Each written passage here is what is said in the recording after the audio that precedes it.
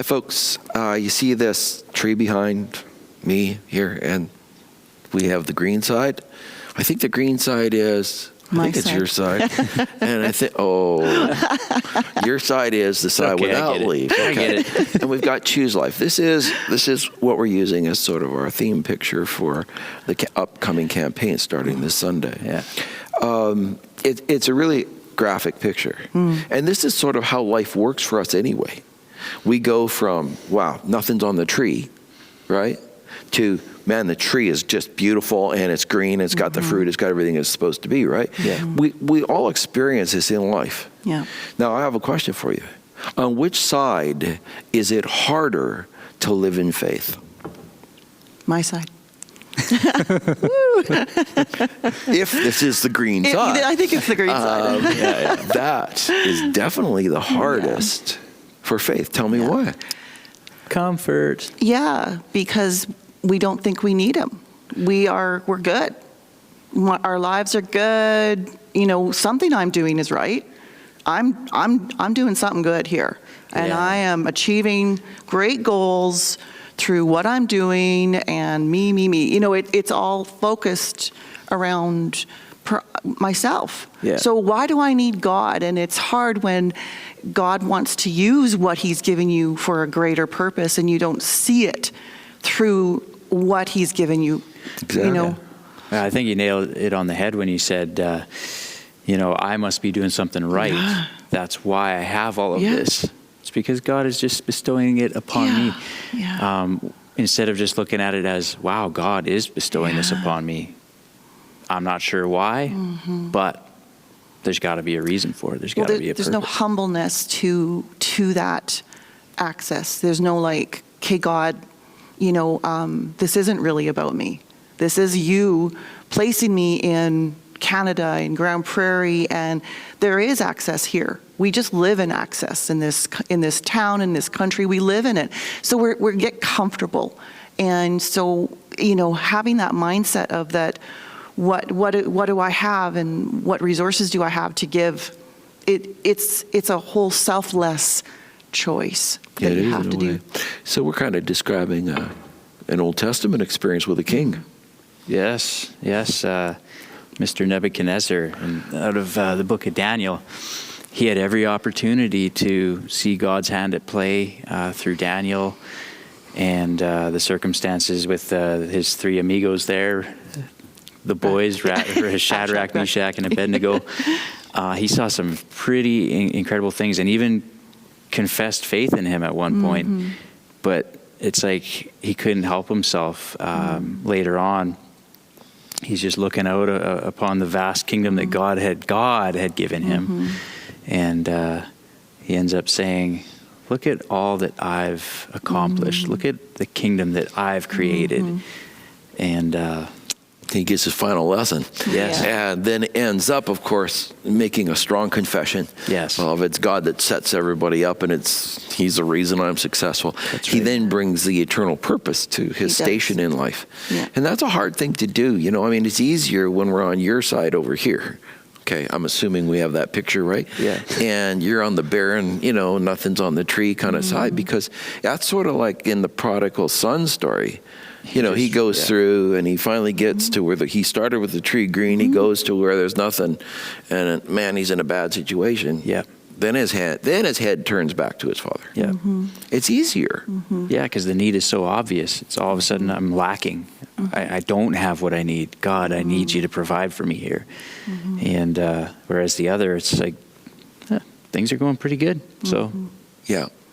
I think to the resurrected life that the Christian is to live, and that's a life of faith, is it's far more dangerous territory to be in excess, and that's what we're really going at here, than to actually live a life where there's some barrenness and it's difficult going.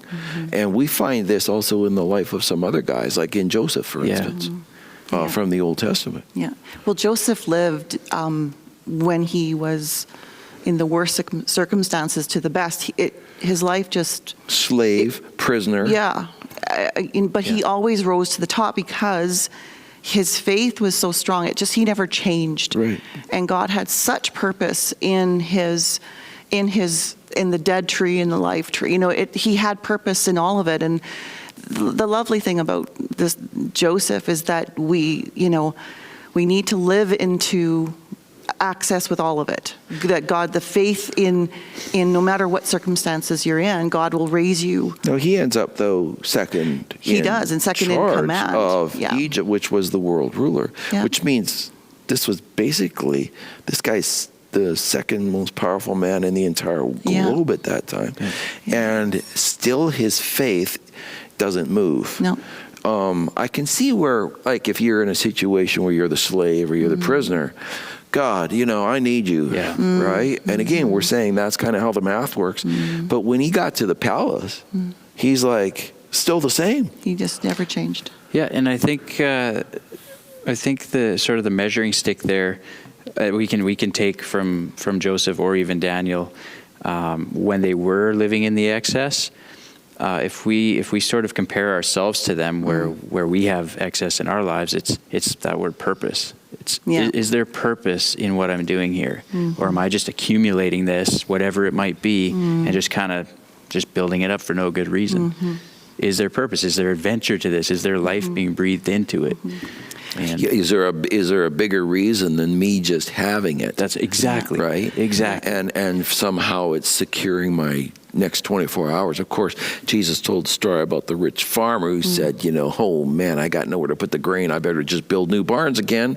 It was all about for excess for himself. He had no purpose to it. He couldn't even go find a purpose to it. Right. But this is where Christian faith is always seeing everything as God owns it, whether you're on this side of the tree or that side of the tree.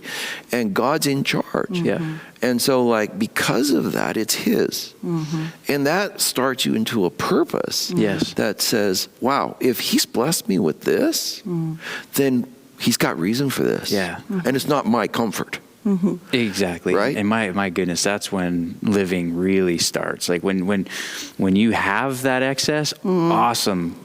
When you're using it his way, right? And he's got a way to use it. That's the obvious story. Exactly. Is he's got the way for it to be used. Now, what does this have to do with an empty tomb? It has everything to do with an empty tomb. Because the empty tomb is not meant for us just when we're in the down and outs. The empty tomb is meant for us when we're in the up and ups. Yeah. And no matter where God puts you, you must recognize that it is God that has put you in that and blessed you with this, no matter where you are at. Yeah. He's your companion in the low times, and he's going to be helping you to find and live out purpose in the times where, man, you're just rolling in it, in everything. I think of relationships for a second, There's people in relationships, and it's going really well. Yeah. They're fruitful. They're on this side. Yeah. And it's too easy for us just what is the purpose of that strength? What can God bless? What can he do through us? And oftentimes we just get into, we're fine. Yeah. Well, we're good. And that's all that matters. Rather than seeing it as a pad of strength to then take greater strength to other areas of life that God might use that wonderful thing you've built at home. Well, and seeing things through that, the eyes of God. And Jesus taught in this way of access. When he was dealing with the disciples, he brought access. He brought the fish. And so he was proving to them with the bread and the fish, all of this access. He was teaching them that through him, there was going to be access through him. So if you take that whole point, he taught this so many times that he was the God of access. But for a purpose, to feed people, to love people, to encourage people, and whatever you want to take that in, but it's about him. Exactly.